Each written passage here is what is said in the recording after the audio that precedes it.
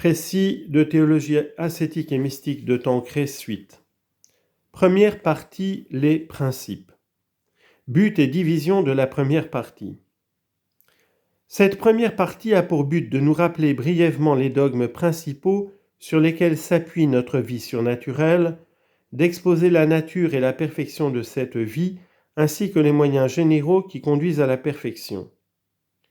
Nous y suivons l'ordre ontologique, nous réservant d'indiquer dans la seconde partie l'ordre psychologique que suivent normalement les âmes dans l'emploi de ces divers moyens. Chapitre 1, les origines de la vie surnaturelle, élévation de l'homme à l'état surnaturel, chute et rédemption. Chapitre 2, nature de la vie chrétienne, rôle de Dieu et de l'âme. Chapitre 3, perfection de cette vie, l'amour de Dieu et du prochain poussé jusqu'au sacrifice. Chapitre 4, obligation de tendre à cette perfection pour les laïcs, religieux et prêtres. Chapitre 5, moyens généraux, intérieurs et extérieurs, pour réaliser cette perfection. On voit facilement la raison de cette division. Le premier chapitre, en retraçant les origines de la vie surnaturelle, nous aide à en mieux saisir la nature et l'excellence. Le second expose la nature de la vie chrétienne dans l'homme régénéré, le rôle qui joue Dieu en se donnant à nous, soit en lui-même, soit par son Fils, et en nous assistant par la Sainte Vierge et les saints, le rôle qui joue l'homme en se donnant à Dieu par une coopération généreuse et constante à la grâce.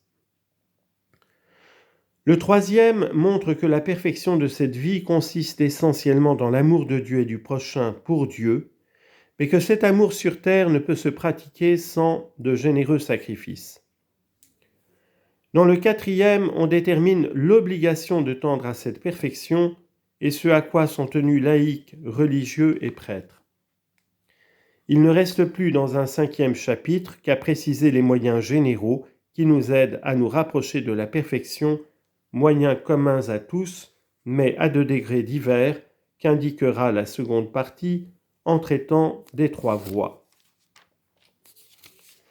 Chapitre 1er, les origines de la vie surnaturelle.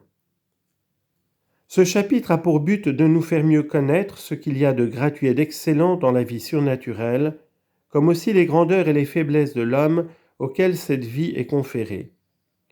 Pour le mieux saisir, voyons d'abord ce qui est la vie naturelle de l'homme, puis son élévation à l'état surnaturel, sa chute et enfin sa restauration par le divin Rédempteur. Article 1 de la vie naturelle de l'homme. Il s'agit de décrire l'homme tel qu'il eût été dans l'état de simple nature, tel que le dépeignent les philosophes, comment notre vie surnaturelle vient se greffer sur notre vie naturelle et la conserve tout en la perfectionnant. Il importe de rappeler brièvement ce que nous enseigne sur celle-ci la droite raison. L'homme est un composé mystérieux de corps et d'âme, de matière et d'esprit, qui s'unissent intimement en lui pour ne former qu'une nature et qu'une personne. C'est donc, pour ainsi dire, le point de jonction, le trait d'union entre les esprits et les corps, un abrégé des merveilles de la création, un petit monde qui résume tous les mondes, microcosmos, et qui manifeste la sagesse divine qui a su unir 2 êtres aussi disparates.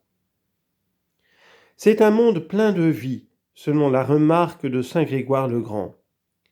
On y distingue 3 vies, la vie végétative, la vie animale et la vie intellectuelle. Comme la plante, l'homme se nourrit, croît et se reproduit.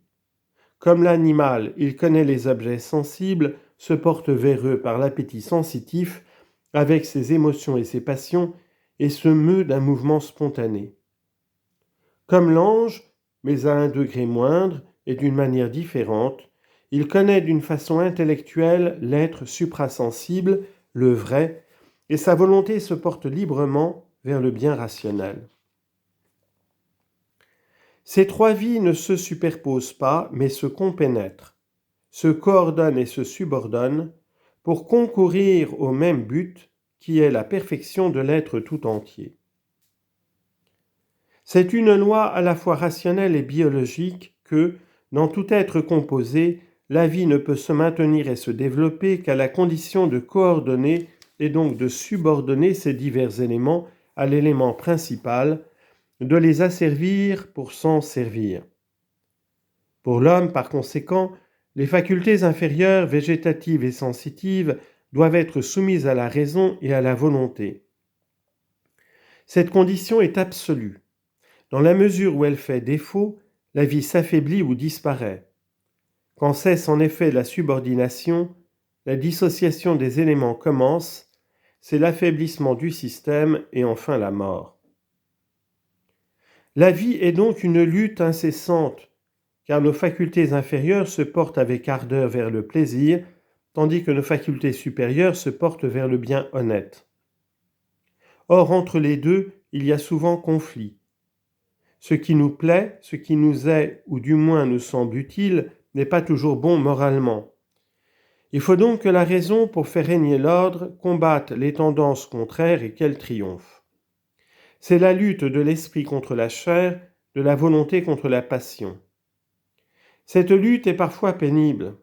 De même qu'au printemps la sève monte dans les arbres, il y a parfois dans la partie sensitive de notre âme des poussées violentes vers le plaisir sensible. Toutefois, elles ne sont pas irrésistibles. La volonté, aidée de l'intelligence, exerce sur ces mouvements passionnels un quadruple pouvoir. D'abord, le pouvoir de prévoyance qui consiste à prévoir et à prévenir, par une sage et constante vigilance, beaucoup d'imagination, d'impression, d'émotions dangereuses. Deuxièmement, le pouvoir d'inhibition ou de modération par lequel nous enrayons, ou du moins modérons les mouvements violents qui s'élèvent dans notre âme. Ainsi, je peux empêcher mes yeux de s'arrêter sur un objet dangereux, mon imagination de garder des images malsaines. Si un mouvement de colère s'élève en moi, je peux le modérer. Troisièmement, pouvoir de stimulation qui excite ou intensifie par la volonté des mouvements passionnels. Quatrièmement, pouvoir de direction qui nous permet de diriger ces mouvements vers le bien et par là même de les détourner du mal. Outre ces luttes intestines, il peut en exister d'autres entre l'âme et son Créateur. Sans doute, nous voyons par la droite raison que nous devons nous soumettre pleinement à celui qui est notre souverain maître. Mais cette obéissance nous coûte. Il y a en nous une certaine soif d'indépendance et d'autonomie qui nous incline à nous soustraire à l'autorité divine. C'est de l'orgueil dont on ne peut triompher que par l'humble aveu de son indignité et de son impuissance en reconnaissant les droits imprescriptibles du Créateur sur sa créature. Ainsi donc, dans l'état de nature, nous aurions eu à lutter contre la triple concupiscence. Quand l'homme, au lieu de céder à ses mauvais penchants, fait son devoir, il peut à juste titre attendre une récompense. Ce sera pour son âme immortelle une connaissance plus étendue et plus approfondie de la vérité et de Dieu, mais toujours conforme à sa nature, c'est-à-dire analytique ou discursive, et un amour plus pur et plus durable. Si au contraire il viole librement la loi en matière grave et ne se repent pas avant de mourir, il manque sa fin et mérite un châtiment qui sera la privation de Dieu, accompagné de tourments proportionnés à la gravité de ses fautes. Tel eût été l'homme dans ce qu'on appelle l'état de pure nature, qui du reste n'a jamais existé, l'homme ayant été élevé à l'état surnaturel, soit au moment de sa création, comme nous dit saint Thomas, soit immédiatement après, comme dit saint Bonaventure. Dans son infinie bonté, Dieu ne s'est pas contenté de conférer à l'homme les dons naturels, il a voulu l'élever à un état supérieur en lui conférant des dons préternaturels et surnaturels.